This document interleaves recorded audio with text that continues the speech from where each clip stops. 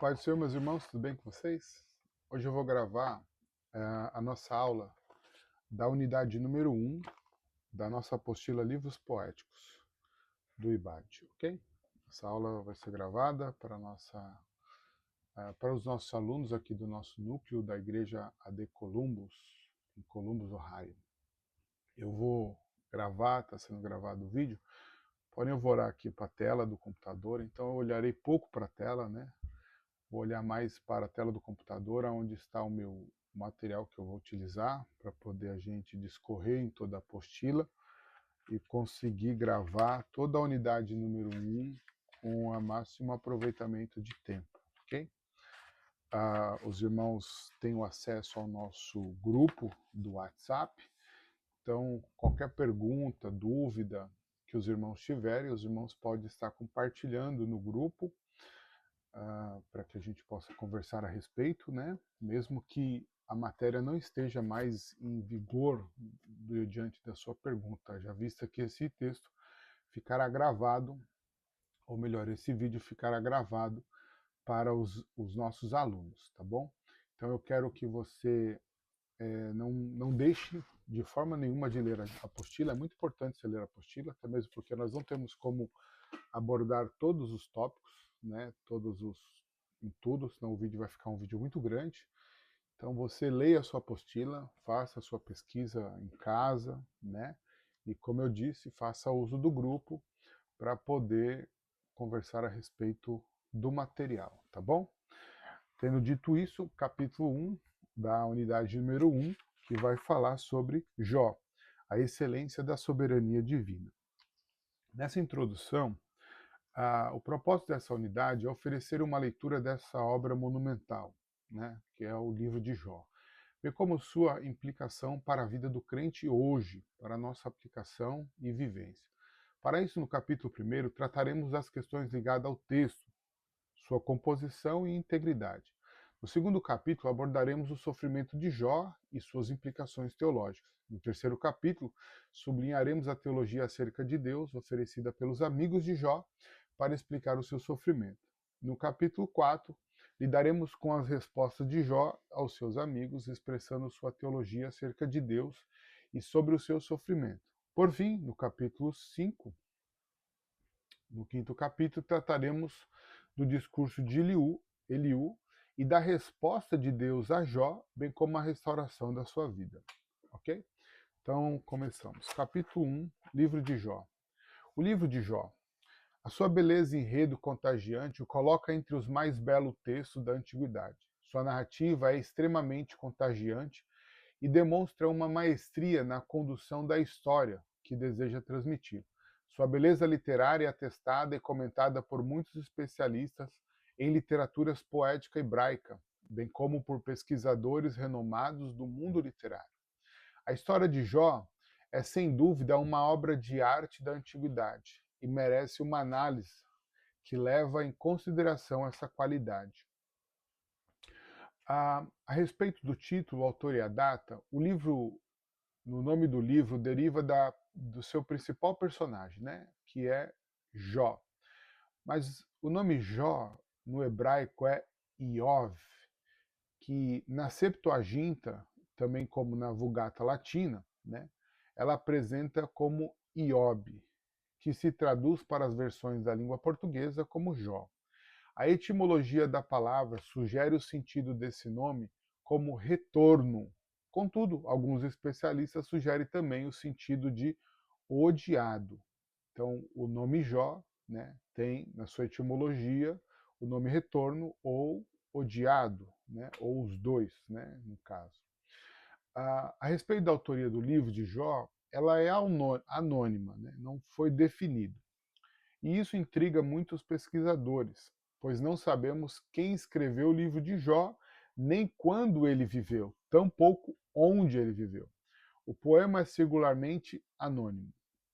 Diante de tal incógnita, muitas propostas e hipóteses de datação foram sugeridas para a autoria e composição do livro, que se estende nos tempos de Moisés ao período do helenismo. Andrade enumera algumas das principais hipóteses sobre a autoria do livro, a saber, a hipótese da autoria mosaica, a hipótese da autoria de Jó e a hipótese da autoria de Eliú. Devido ao ambiente patriarcal que transparece no livro, a tradição judaica atribui a autoria do livro de Jó a Moisés. Segundo essa teoria, Moisés, durante seu período de exílio em Midian, entrou em contato com os sábios daquela região e recebeu da parte deles, de forma oral, ao longo o longo poema de Jó. Além do aspecto da escrita, os que defendem a presente teoria aponta Jung, né? E ele diz assim, abre aspas, habituaram-se a fundamentá-la na presença do livro de Jó, de várias palavras que também aparecem no Pentateuco, tais como Ulam, Netzi, Tsuná, Pelirim, Kirita ou Iret. Então, para fundamentar a ideia de que o livro foi escrito no período de Moisés, eles observam, né, esse Edward J. Young observa que eles fundamentaram essa ideia da presença do livro de Jó, né, ter escrito no período mosaico, por causa das palavras que aparecem no Pentateuco e são repetidas no livro de Jó, e são essas palavras que eu citei. E se até a versão, ou melhor, a pronúncia não estiver correta, os irmãos me perdoem, que eu não sei muito bem pronunciar algumas palavras no hebraico. Algumas é fácil, todo mundo consegue, né? Segundo, autoria de Jó. Essa hipótese baseia-se no trecho de seu poema que diz: quem me dera agora que as minhas palavras se escrevessem e que, com pena de ferro e com chumbo, para sempre fossem esculpidas na rocha. Jó, capítulo 19, 23. Então, a hipótese da ideia da autoria ser de Jó, né, um dos pontos que se apoiam é Jó, capítulo 19, versículo 23. Mais à frente, Jó capítulo 31, versículo 35, nós vamos encontrar a indicação do ofício da escrita. E está isso assim, Jó dizendo, quem me dera um que me ouvisse, e eis que o meu intento é que o Todo-Poderoso me responda e que o meu adversário escreva um livro. Entretanto, tais passagens e tais modos de escritas antigas não nos indica que Jó fosse um escritor ou escriba, tampouco que seja autor do livro que carrega o seu nome. A terceira hipótese seria a autoria de Eliú. A hipótese acerca da autoria de Eliú é baseada no modo como o personagem aparece na obra. Ele apresenta como um bom teólogo e escritor, né? Eliú se apresenta como um bom teólogo e um bom escritor. Outro indica para sua autoria que seria o fato de Eliú ter sido o único personagem no poema a não sofrer reprimenda do Todo-Poderoso. Além do mais, não temos nenhuma evidência para corroborar a hipótese da autoria de Eliú para o livro de Jó. Então eles entendem que Eliú seja o escritor por causa da sua boa teologia, né? E apresentar-se ou apresenta ser um escritor, né? E o outro indício da sua autoria seria o fato dele não ter sido repreendido pelo Senhor. Além dessas duas hipóteses, existe também aquelas que sugerem que a autoria seja de Salomão, né, para o livro, afirmando que somente ele teria condição de organizar de forma muito sábia o conteúdo do livro, a ponto de ser considerado um dos mais belos poemas antigos. Outros alegam que a obra é do período interbíblico por um escritor que se utilizou de pseudoepigrafia para legitimar o seu texto. Essas hipóteses são evidentemente descartadas pelos indícios internos e externos do livro de Jó. Vamos falar agora no 3 sobre a datação do livro. Uma vasta opção de palavras foram propostas para o livro, que podem variar desde o período patriarcal até o período tardio interbíblico. O livro pode ser encaixado perfeitamente no período dos patriarcas hebreus, e as várias descrições de sua longevidade, as riquezas que eram contabilizadas por meio de gatos e a forma de vida supõe uma vivência nômade, ajusta um livro ao segundo milênio do antigo, aliás, diante de Cristo. Então, a respeito da datação, que tanto a autoria do livro como a datação do livro não são colocadas como definidas, né? Tanto que o livro de Jó fica como anônimo, como a gente leu, né? E a datação também ficou indefinida. A única coisa que se entende é que seja muito antigo, um texto muito antigo, por causa do método, né, que ele foi escrito, método de contabilizar, né, financeiramente, que era por porção e por número de cabeças de gados. E também uma outra questão é por não ter nenhuma evidência da lei mosaica inserido no seu contexto, né? Haja vista que o Jó fazia sacrifícios, né, pelos pecados dos seus filhos e pelos seus pecados. Na lei mosaica isso não era permitido, por exemplo.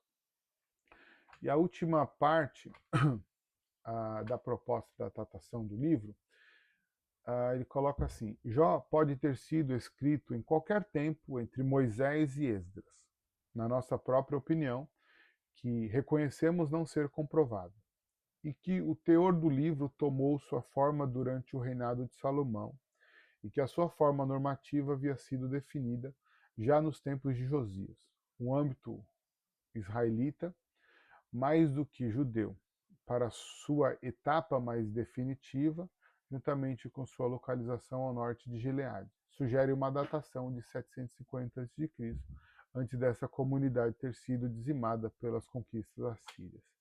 Então, não tem como provar quando foi que o livro foi escrito. Ok? Integridade do livro de Jó. Alguns eruditos apontam algumas incongruências na organização do livro de Jó. Ele sugere que há uma divergência entre prólogo, capítulo 1 de Jó e capítulo 2, é um prólogo, né? E o epílogo, que é o capítulo 42, versículo 7 até o versículo 17. Tenham sido adições feitas posteriormente por um editor diferente do autor do corpo original do livro. Contudo, é importante ressaltar que as razões a favor e contra da autoria original dessas seções são puramente subjetivas. Então, são estudos que eles fizeram e chegaram nessas conclusões. A gente tem que ter noção que muitas coisas, principalmente dentro da teologia, elas caminharão no sentido de que há estudiosos que provam, né, os acontecimentos e os fatos, né, e porque provam os acontecimentos e os fatos, isso diante da prova torna-se verdade, né? Então ele se torna uma autoridade e aquela verdade que ele pôs por causa das provas torna aquilo um fato real, e aí é inquestionável. Então ele é uma autoridade sobre aquele assunto. Existem assuntos que é estudado e não é conclusivos por causa de provas reais. Não conclusivo, ele é um historiador, ele tem a credibilidade, tem a confiança dos seus leitores e da teologia, né? Mas ele não é uma autoridade porque ele não conseguiu provar. Então, essas discussões sobre autoria, integridade, datação do livro de Jó são tudo estudos, né? Buscas e pesquisas, né? Que são necessárias para a teologia, mas que não define, né? Porque o que na verdade mostra o livro de Jó é toda em sua composição é a unidade com que o livro trabalha, de forma progressiva, ok? Então, aqui quando a gente vai falar sobre a integridade, ele vai dizer assim: os argumentos em prol da falta de unidade do livro não são conclusivos. E a despeito de numerosas dificuldades, o texto hebraico provavelmente está numa condição razoavelmente boa. E é possível que a obra total seja o produto de uma única mente. E problemas textuais insolúveis não precisa nos impedir de entender o livro como um todo. Assim afirmamos a unidade e integridade do livro de Jó, além da compreensão e afirmação de sua inspiração como os demais livros que compõem o cânon do Antigo Testamento. A respeito da canonicidade do livro de Jó, ele nunca foi questionado a sua canonicidade, né? Ele foi inserido, né, pelos judeus, né, em Jamina, né, por volta do ano 90 depois de Cristo. Não há questionamento a respeito da sua canonicidade, né? Ou seja, da sua inspiração e espiritualidade, que é o que mais importa dentro da Bíblia. Nós temos aprendido nas nossas aulas de teologia que a Bíblia ele é um livro religioso, que deve ser entendido com fé, né? Ele deve ser lido e encarado pela fé e a espiritualidade que ele traz. A história do Antigo Oriente e a história dos personagens antigos para a igreja, ele serve de inspiração, né? De inspiração. E nós hoje, de prova vívida, sabemos que Deus é um Deus que interage com o ser humano. Então, para a nossa fé, isso é o mais importante em toda a história que a teologia nos apresenta. Contudo, né, volto a dizer que é muito importante, né, que a teologia se preocupe, e esse é o motivo pelo qual nós estudamos essas pesquisas: autoria, datação, integridade, composição dos livros, para saber, ou melhor, para entender a estrutura que vem por trás. Ela não é definida? Não tem problema. Isso não traz problema nenhum para o texto, haja vista que nós iremos ver o texto espiritualmente falando, né, e através da ação de Deus com o homem, né, em toda a sua história. Então, a inserção do livro de Jó no cânon do Antigo Testamento nunca foi questionada. O seu elevo espiritual, bem como sua inspiração divina, contribui para a sua preservação e manutenção. No momento da organização dos livros, né, considerados sagrados pelos judeus, como eu disse, em Jamínia, por volta do ano 90 a.C. A estrutura do livro de Jó. A estrutura do livro de Jó apresenta um esquema organizacional muito claro. Essa é a parte final do nosso capítulo 1. Muito organizado e muito claro. As propostas de estruturação podem variar de acordo com os autores. Alguns mais sucintos e diretos, outros estruturam o texto de forma mais detalhada. A gente fecha, né, o capítulo 1 com a reflexão do livro e diz assim: reflita sobre o prólogo, ou melhor, como o prólogo e o epílogo funcionam como uma moldura para a compreensão dos diálogos que acontecem no núcleo central do livro de Jó. Aí o aluno vai fazer essa reflexão, né, na sua página final. O capítulo 1, página 27, tem um espaço que você pode utilizar para isso. Entramos agora no capítulo 2, onde fala sobre a estrutura, ou melhor, sobre o sofrimento do justo. Introdução. Por que sofremos? Quais as causas do sofrimento humano? Tais questões fazem parte de nossos questionamentos existenciais, em especial quanto aqueles que refletem sobre tal assunto são os cristãos, né? Então, quando nós olhamos como cristãos e questionamos os nossos sofrimentos e as nossas dificuldades, haja vista que servimos um Deus fiel, né? E pensamos em si estar sendo fiel a Deus, e mesmo diante da nossa fidelidade, nós vivemos momentos de sofrimento. Muitas vezes nos encontramos em determinadas situações de sofrimento e logo perguntamos: quais a razão para tal situação? Como compreender tal sofrimento que nos sobreveio? Vejamos alguns caminhos propostos pelo livro de Jó para tais questões. O tópico 1 do capítulo 2 tem o título de Íntegro, Reto e Temente a Deus, que eram as qualidades de Jó, haja vista que essas qualidades foram descritas pelo próprio Deus. Foi Deus que disse que Jó era isso. O autor do poema faz questão de ressaltar as qualidades morais de Jó, íntegro e reto, temente a Deus e que se desviava do mal, Jó capítulo 1, versículo 1. O patriarca estava em consonância com se Deus. O patriarca estava em consonância com se Deus E isso refletia com seu Deus, e isso refletia em seu caráter. Sua integridade expressava a santidade de Deus em sua vida. As riquezas eram dominadas por Jó, não o contrário. Ele tinha o pleno controle de seus bens e o pleno controle de sua vida estava com Deus. O mundo bem-sucedido de Jó desaba abruptamente. 7 calamidades sucessivas desabam sobre a cabeça de Jó. Então são 7 calamidades sucessivas que desabam sobre a cabeça de Jó, né? A primeira delas é sobre os filhos. A segunda calamidade parece ter vindo direto do Todo-Poderoso, sobre os seus bens. A próxima calamidade que lhe sobreviria seria a física.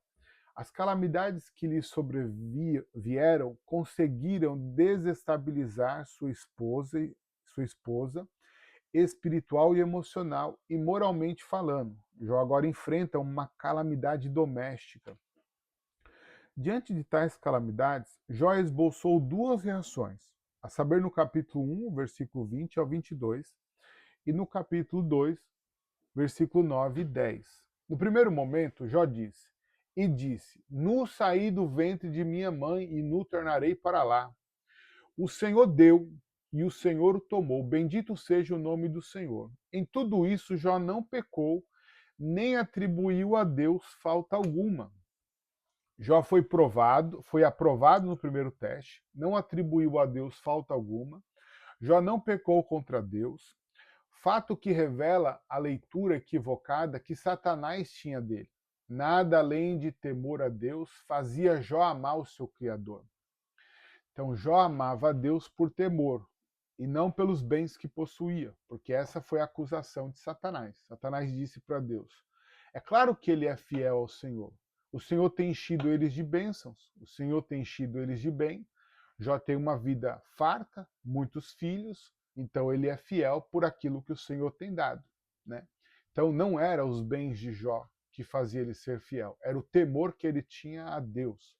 Haja vista que Satanás não olhava ou não levou em conta que Jó, como falamos, né, no capítulo anterior, Jó sacrificava por si e pelos seus filhos. E o texto, quando diz que Jó sacrificava, diz assim: e pensava Jó no seu coração que os seus filhos tinham pecado, e por pensar que seus filhos haviam pecado, Jó sacrificava pelos pecados dos filhos, sem saber que eles haviam cometido, por pensar que poderiam ter cometido. Então Jó tinha um temor de Deus no seu coração. O elevo de nossa vida com Deus está justamente em receber de Deus tudo o que provém dele, fitar os olhos nele e saber que seus propósitos são perfeitos. Em seu segundo teste, mais uma vez Jó é aprovado. Ele não pecou contra Deus mediante os seus infortúnios e suposições infundadas acerca dele. A segunda provação que Jó passa é a respeito da sua fisicamente, né? Olha, ou melhor, a calamidade física, onde vem sobre ele a doença, né? E ele fica naquele estado muito deplorável de enfermidade, sentado em cima de um monte de lixo, né? Ou como a Bíblia coloca, cinza, né? Mas a palavra ali é lixo mesmo. Então, as calamidades que atingiram a vida de Jó afetaram todas as áreas de sua vida. Contudo, a atitude de Jó diante de tais flagelos não afetaram sua confiança em Deus. Reflita como a experiência de Jó pode fortalecer a nossa fé nos momentos de dificuldades e sofrimento. Capítulo 3. A teologia da acusação. A sétima calamidade que sobreveio a Jó foi a calamidade teológica.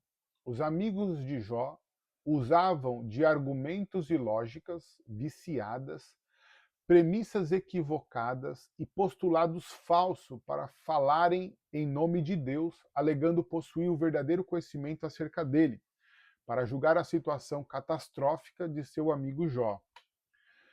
Satanás sempre buscará, de todas as formas, nos acusar diante de Deus. No caso de Jó, Satanás incitou que o Senhor assolasse por completo ao seu servo, Jó, e sua astúcia leva-o a caluniar a Jó diante do Todo-Poderoso, afirmando que sua integridade era apenas uma simples transação comercial. Contudo, que recebia de Deus, por que não lhe ser fiel? Né? Então a pergunta, contudo, que recebia de Deus, por que não ser fiel? É o que nós comentamos, né? Satanás coloca que Jó só era fiel por aquilo que ele recebia de Deus. Bens físicos, materiais, enfim. Toda a questão humana, né? Diz tanto social como emocional, né? A nível daquilo que ele está vivendo, conforto. E Satanás é o acusador da nossa alma. Deus permite que Satanás toque nos bens de Jó, proibindo que ele tocasse na vida do seu servo. A fidelidade de Jó tira o diabo de cena, pois após ser envergonhado diante de Deus, não figura mais no restante do poema. Jó nos apresenta o caminho para vencermos a tentação, como lembrado por Tiago, né? Capítulo 4 de Tiago, versículo 7. Resisti ao diabo e ele fugirá de vós. A parte 2 do capítulo 3 fala sobre a teologia de Elifaz. Elifaz, embora expressasse uma grande simpatia por Jó, logo em seu discurso encontra um motivo para argumentar que o sofrimento de Jó são resultante dos seus pecados. Jó, capítulo 4, versículo 7, parte B. Qual é o inocente que jamais pereceu? Ou onde foram os sinceros destruídos? Então, o inocente não perece, segundo a teologia de Elifaz. Os sinceros não são destruídos. Em linhas gerais, Elifaz afirma que se formos fiéis a Deus, se o adorarmos em consonância com a sua vontade, ele nos recompensará com bênção e proteção contra qualquer desventura. Contudo, se rejeitarmos suas prestações, seremos penalizados com seus juízos. A leitura que Elifaz propõe de Deus é aquela retributiva, ou seja, meramente comercial. Depois nós vamos ver a teologia de Bildade, tópico 2 do capítulo 3. Em seus 3 discursos, Bildade sublinha a prosperidade como evidência de uma vida aprovada por Deus. Fica evidente que a leitura que Bildade faz distorce o conceito de prosperidade bíblico, né? A Bíblia nos mostra diversos exemplos que a prosperidade material não é sinônima da bênção de Deus.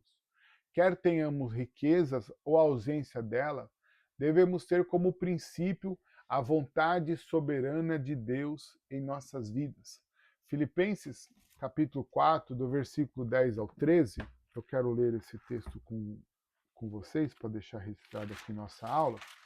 Filipenses capítulo 4, do versículo 10 ao 13, diz assim: Ora, muito me regozijei no Senhor por finalmente reviver a vossa lembrança de mim, pois já vos tinhais lembrado, mas não tinha tido oportunidade.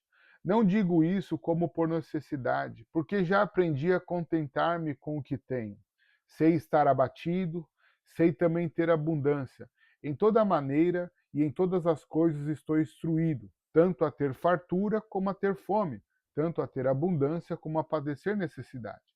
Posso todas as coisas naquele que me fortalece. Então, Paulo deixa claro aqui em seus escritos que não são as bênçãos, né? Não são as riquezas, tampouco as dificuldades que nos traz aprovação diante de Deus, ou nos faz ser pessoas abençoadas. A questão na vida do crente, diante dos seus princípios, não é o quanto nós vivemos em riquezas, né? Não é o quanto nós vivemos em dificuldades, né? Em adversidades, mas é uma questão de nós estarmos satisfeitos com Deus e em Deus, né? Existe uma palavra para isso e ela me fugiu da mente agora, mas o mais importante que nós devemos ter, né, no nosso entendimento a respeito disso, é que, seja na riqueza ou seja na ausência dela, os nossos princípios devem sempre pautar sobre a vontade soberana de Deus em nossa vida. e que o versículo 13 do capítulo 4 de Filipenses que nós lemos seja a verdade que norteia nossas vidas. Posso todas as coisas naquele que me fortalece. Então Deus é tudo em mim. A minha satisfação está em Deus e não nas riquezas. O meu temor e a minha fidelidade está pautado em Deus. Depois nós vamos ver a teologia de Zofar. A visão de Zofar, ela nutria, mais nociva do que a de Elifaz, e de Bildade. De acordo com a sua visão, achava-se Deus tão distante do ser humano, de tal forma arredado dos mortais, que a estes era impossível qualquer contato com ele, né? Logo, por que iria Deus se incomodar com o sofrimento de Jó? Ou seja, Deus abandonou Jó. Jó estava abandonado, né? A cosmovisão que Zofar oferece a Jó era semelhante à do deísmo, que apresenta um Deus que observa de longe sua criação, bem como os acontecimentos que lhes envolvem. Deus deixa de ser pessoal e imanente. Ora, se Deus está tão distante do ser humano, que esperança havia para Jó? E para nós? Deus é apresentado na Bíblia tanto como Deus transcendente como Deus imanente. Vamos ver, Salmo 139, do versículo 3, Salmo 139, versículo 13, melhor dizendo, né?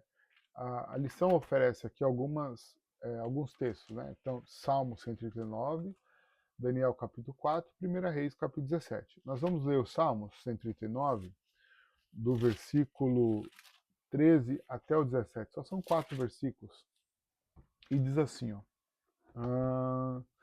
Pois possuíste o meu interior, entreteceste-me no ventre de minha mãe. E eu te louvarei, porque de um modo terrível e tão maravilhoso fui formado. Maravilhosas são as tuas obras, e a minha alma sabe muito bem. Os meus ossos não te foram encobertos quando no oculto fui formado e entretecido como nas profundezas da terra. Os teus olhos viram o meu corpo ainda informe, e no teu livro todas essas coisas foram escritas, as quais iam sendo dia a dia formada, quando nem ainda uma delas havia. E quão preciosos são para mim, ó Deus, os teus pensamentos, quão grande é a soma deles. Então, esse texto aqui, essa declaração que o salmista faz, né? Eu acredito esse ser o Salmo de Davi, não é? Isso, o Salmo de Davi. O que Davi está dizendo é o quanto Deus se importa de fato com o ser humano, né? Porque formou. Davi olha e fala assim: oh, não, Deus está me acompanhando desde o meu início da minha criação. E ele continua acompanhando, né? Esse Salmo 139, se você ler, por exemplo, a partir do verso 1, mas se chegar no verso 8, ele vai dizer assim, ó, se eu subir ao céu, tu aí estás, e se eu fizer a minha cama no céu, eis que tu lá estás também. Então, a questão de Deus ser um Deus imanente, pessoal, Deus está em todo lugar. Lembramos sempre que Deus Deus tem três qualidades que ninguém tem, né? Deus é um Deus onipotente, onisciente e onipresente. Ou seja, Deus está em todos os lugares, Deus sabe de todas as coisas e Deus pode todas as coisas. Esses atributos só Deus tem, nenhum ser tem, nem celeste, nem terreno. Não, só Deus possui esses três atributos, o que torna Deus alguém muito próximo a nós, muito próximo a nós. Neste momento agora que você está ouvindo essa aula, Deus está aí do seu lado. Deus está contigo, Deus está te olhando, Deus conhece os seus pensamentos. Deus sabe dos seus sofrimentos, Deus sabe das suas alegrias, Deus nos conhece por dentro e por fora, né? Nós vamos, para poder encerrar essa parte da fala de Zofar e entrar no capítulo 4, que vai falar sobre a teologia de Jó, eu posso lembrar também de Jeremias. Lembra? Quando Deus chamou Jeremias, Deus chamou Jeremias e disse para ele que tinha chamado ele desde o ventre. Então Deus te conhece não é de hoje. Deus te conhece de muito tempo. Na verdade, Deus sabe o que você fez e o que você irá fazer até o último dia da sua vida. Inclusive, Ele sabe o último dia que você vai viver, a data, a hora e exatamente como será a sua partida, se por arrebatamento ou se por morte física. Amém? Então, Deus é um Deus imanente, pessoal, e Ele se preocupa com você. Né? Capítulo 4, vamos estudar a teologia de Jó. Na introdução do capítulo 4, assim, no capítulo anterior vimos a última calamidade que sobreveio a Jó, a acusação de pecado por parte de seus amigos. A visão de Deus que eles cultivavam tinha como premissa a irredutibilidade e a punição divina em relação aos pecados cometidos. Portanto, se Jó estava sofrendo, enfrentando sofrimento e perdas, isso era fruto da punição divina por algum pecado que o patriarca havia cometido e não havia se redimido com o Todo-Poderoso. Entretanto, Jó não assiste de forma passiva às acusações de seus amigos. Sua resposta a eles serão alvos de análise nesse capítulo. A resposta de Jó para Elifaz. A única exigência de Jó ao seu amigo era que se atentasse às suas palavras e uma balança para que sua miséria pudesse ser avaliada. As palavras de Jó foram ignoradas por ele, pois seu julgamento se baseava em sua miséria. Assim, Jó pede que considere se há iniquidade em sua língua. Jó identifica a vaidade que há na posição de seu amigo Elifaz e sublinha que se estivesse no lugar dele, não assemelharia seu discurso ao discurso molesto do amigo. Então Jó diz para Elifaz, se eu estivesse no seu lugar, as minhas palavras não seriam palavras de acusação, mas seriam palavras de conforto, ok? A resposta de Jó para Bildade. Na busca por sua justiça, Jó reconhece a impossibilidade de se justificar diante de Deus. Jó acredita que está com razão, mas não sabe como estabelecer esse fato. Sua resposta à Bildade é a seguinte: só escutará a acusação da parte de Deus. Né? Entretanto, se Deus entrar em litígio com ele, como ele conseguirá manter a sua causa triunfantemente? Quem pode contender com o Senhor e sair vitorioso? Então, na ideia de Jó, né, na sua busca por justiça, Jó reconhece a sua impossibilidade de se justificar diante de Deus. Ele acredita, né, que ele está com a razão porque ele conhece a sua vida, né? Sabe que não está na condição que os seus amigos estão lhe acusando, né? E aí ele diz assim para o Bildade, né?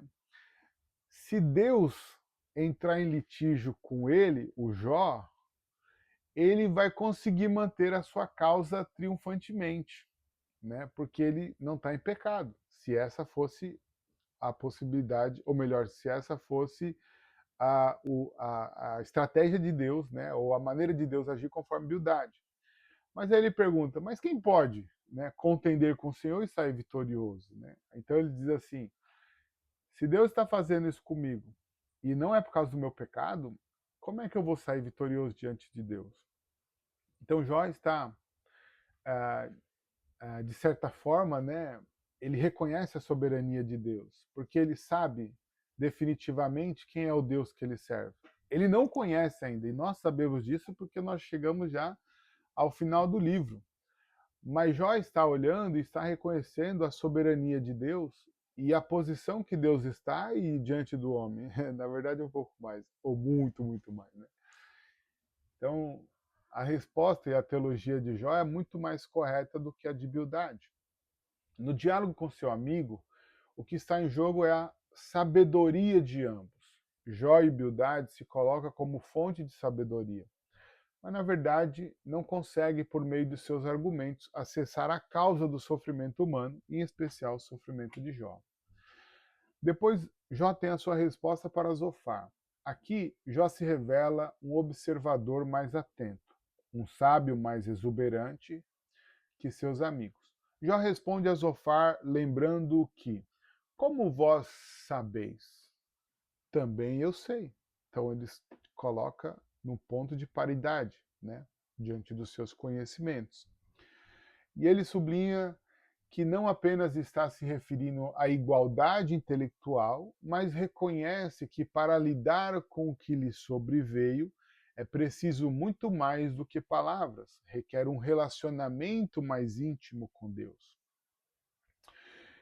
E, por fim, né, na sua discussão, né, Jó diz assim, depois da discussão com os amigos, Jó apresenta um discurso final, capítulo 27 até o capítulo 31. E ele diz, novamente insiste em sua inocência e fala verdadeira, capítulo 27, do versículo 1 ao 6.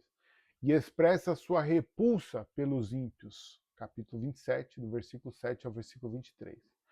E o capítulo 28 ocupa um lugar de destaque nessa sessão, pois é nesse capítulo que Jó discursa sobre a verdadeira sabedoria, que é o Cântico de Jó. E é muito lindo e você leia na sua casa, com bastante atenção. Porém, onde se achará a sabedoria e onde está o lugar da inteligência? Jó capítulo 28, versículo 12. Esse lindo verso interrogativo divide o poema em 3 estrofes. Dos versos 1 ao 11 indica que a pesquisa humana não conseguiu encontrar sabedoria. Dos versos 21 ao 27 afirmam que somente Deus possui a sabedoria que oferece ao ser humano como dádiva. E o verso 28 encerra o poema com uma definição de sabedoria. E disse ao homem, eis que o temor do Senhor é a sabedoria, e apartar-se do mal é a inteligência. Os versos 12 ao 20 enaltece a sabedoria, definindo-a como a maior das riquezas, riqueza que supera as principais pedras preciosas. Então Jó define a sabedoria, né? Ou melhor, ele define na sua resposta que a sabedoria é o temor ao Senhor. Temer a Deus, quem teme a Deus é sábio. E quem é inteligente se aparta do mal. E isso é um princípio bíblico no livro de Jó. Os capítulos 29 e 31 é o momento do poema em que oferece a palavra ao patriarca por mais tempo. Jó lembra de sua admirável conduta, versículo dos 1 ao 17. De seu status na sociedade, versos 18 e 20. Do seu relacionamento com Deus e com sua família, versos 2 ao 6. E esse capítulo do poema de Jó demonstra a conduta correta diante de Deus. Uma vida dedicada a Deus, família e à sociedade, de forma ética. Sem dúvida, um pecado grave na ética israelita era omitir-se de fazer o bem a qualquer outro ser humano. E Jó não fazia isso. No capítulo 30, Jó fala de sua humilhação atual. Ele é mais brando, mais refletido, conflitante de alma, ultrajado, abandonado. Jó chega no fim de sua agonia física sem nenhuma palavra bondosa e amistosa. Aqui seus amigos não esboçam simpatia, compaixão, estão sentados juntos, mas dessa vez não choram com ele. No capítulo 31 completa o protesto que se iniciou no capítulo 29, lembrando seus atos do passado, juntamente com a queixa acerca do tratamento que recebe em seu momento atual. Os crimes que aparecem listados neste capítulo são apresentados e negados, todos eles. Se fiz X, então que me aconteça Y. Se fiz X, é o crime, e Y é a penalidade.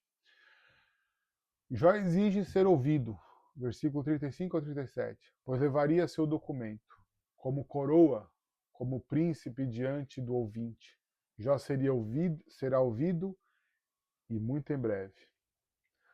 Para refletir, a apostila oferece, diante das acusações de seus amigos, Jó ressalta sua inocência e integridade, seu apelo e para que Deus responda a seus questionamentos. Reflita como as dificuldades e o sofrimento tendem a nos levar a uma busca constante pela resposta de Deus acerca de nosso processo de sofrimento. É interessante essa reflexão que nos é proposta, né? Porque às vezes a gente perde muito tempo na nossa vida e até mesmo no nosso relacionamento com Deus querendo entender o sofrimento que nós passamos. No caso de Jó, para nós não é novidade porque a gente conhece a história de Jó, né? Nós já lemos o livro de Jó e nós sabemos que o que ocasionou todo aquele sofrimento de Jó não foi somente, né? Ou melhor, não foi o seu pecado, as suas falhas, né? Os seus erros. Não, Jó não é conduzido a essa aprovação por causa das suas falhas. Jó é conduzido a essa situação por causa de um diálogo entre Deus e Satanás. Jó vive tudo aquilo. É evidentemente que os amigos de Jó chegam como consequências da vida, porque eles não são a origem do problema de Jó, mas eles são agravantes para o problema de Jó de forma psicológica, porque é eles quem vêm questionar a Jó a respeito do seu estado. Então eles são consequência da provação de Jó, né? Eles vêm para carregar, aumentar o sofrimento de Jó. E muitas das vezes, irmãos, nós como cristãos, nós estamos igual Jó, não entendendo o momento do sofrimento que nós estamos passando ou da provação que nós estamos passando. Nós olhamos para as consequências daquela situação e nós nos carregamos desses problemas, sem que definitivamente nós nos posicionemos diante de Deus. Porque o que Deus espera diante disso é a nossa fidelidade. Nós vemos as perguntas de Jó e são legítimas, tanto que a lição coloca como lamento. São legítimas as perguntas de Jó, porque Jó faz uma análise da sua vida e ele entende que ele não passa por aquilo porque ele de fato pecou. E ele quer resposta, e isso é justo, afinal de contas a vida é dele, né? Mas o que muitas das vezes nós fazemos, e aí eu já não aplico isso para Jó, mas para nós mesmos, é que nós perdemos o foco, né, de descansar e confiar em Deus, né, e nos acarretamos com os problemas buscando a solução para eles ou os porquês da vida, né? Então eu penso que nessa reflexão que a gente deve fazer diante do sofrimento é entender que se nós estamos passando e nós acreditamos que Deus está sob o domínio da nossa vida, nós também devemos acreditar que Deus é quem vai solucionar este problema. Evidentemente que o que eu devo fazer e o que eu posso fazer, eu prossigo fazendo, mas confiando em Deus, que a resposta e a solução virá de Deus e no tempo que Deus estabeleceu, né? Não queira mudar de tempo. Eu gosto, por exemplo, e em aula também eu usei esse exemplo, mas eu gosto muito de Lucas capítulo 4, quando mostra Jesus sendo tentado pelo diabo no deserto. O tempo da provação que Jesus passa. A Bíblia diz que foram 40 dias que ele foi conduzido para o deserto para ser tentado. E nesses 40 dias ele é provado. E Satanás aparece para poder mudar o propósito de Deus na vida de Cristo. E todas as possibilidades que ele oferece é mexendo com a moral de Jesus, é mexendo com o caráter, tentando tocar, fazendo com que ele fosse soberbo, fazendo com que ele fosse autoprovedor, né? Transforma essas pedras em pães. Ora, estava em jejum, fome, abstenção de alimento. Então, diante da fome, Satanás diz: muda o cenário, troca, tira as pedras e põe os pães. E você pode fazer isso. Mas Jesus não faz. Por que Jesus não faz? Porque é o tempo da provação, é o tempo da dificuldade. E ele tinha que vencer aquele período. Nós devemos entender isso. E a resposta de Jesus para ele é bíblica, não é outra resposta. Jesus diz: nem só de pão viverá o homem, mas de toda palavra que sai, ou que vem de Deus. Então Deus é quem provê, Deus é quem muda, né? Tem outra hora que ele leva e fala assim: eu te darei todos os reinos da terra, né? Ah, ou a outra proposta, lança-se daqui, porque está escrito, aos anjos darão ordem a teu respeito. E a resposta de Jesus são bíblicas. Ele olha para eles assim, olha, não tentarás o Senhor teu Deus, né? Só a Deus servirá e não prestará culto a outro ser de nenhuma forma. E a Bíblia diz que ele vence o diabo naquela provação no deserto, através da Bíblia Sagrada. Então, que nós possamos ter essa compreensão, olhando para o livro de Jó, sabendo do sofrimento, né, e das dificuldades que Jó passou, e focarmos em Deus, porque é de Deus que virá o nosso socorro, é de Deus que virá a nossa resposta. E por fim, o último capítulo dessa unidade, nós vamos falar sobre, ou melhor, a lição vai falar sobre a soberania de Deus, né? No capítulo anterior, abordamos a teologia de Jó. Vimos como o patriarca respondeu aos questionamentos de seus amigos e como buscava, de alguma forma, entender seu próprio sofrimento. Neste capítulo abordaremos o único monólogo do poema, o discurso de Eliú e a fala de Deus. Veremos assim como a teologia dos amigos de Jó, bem como sua leitura de seu sofrimento, foram recebidos por Eliú e, principalmente, qual o julgamento de Deus mediante a disputa entre Jó e seus amigos em torno da sabedoria. Eliú apresenta a teologia de Eliú, né?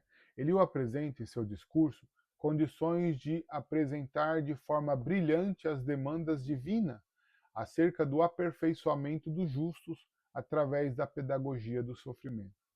Ao invés de acusar Jó ou lhe lançar impropérios gratuitos ou especular de forma improdutiva como seus amigos, ele o lança à luz às questões que até então não fez parte da discussão. Ele diz: como um vaso nas mãos do oleiro, não competia a Jó questionar as ações de Deus, ainda que sua prova fosse insuportável. Deus sempre tem um maravilhoso e insondável propósito com ela. Tudo coopera para o bem daqueles que a amam. A medida da aprovação sempre é condicionada por Deus. Ele é soberano em suas ações, pois ele não nos prova para a destruição, pois conhece nossa estrutura. Salmo 103, versículo 14. E busca sempre o nosso aperfeiçoamento. Os discursos do Todo-Poderoso são direcionados exclusivamente a Jó, né? Vista seu pedido insistente para que o Criador falasse com ele. Entretanto, o encontro não foi como Jó aguardava, tampouco a forma do discurso do Senhor foi como ele imaginava e reivindicara.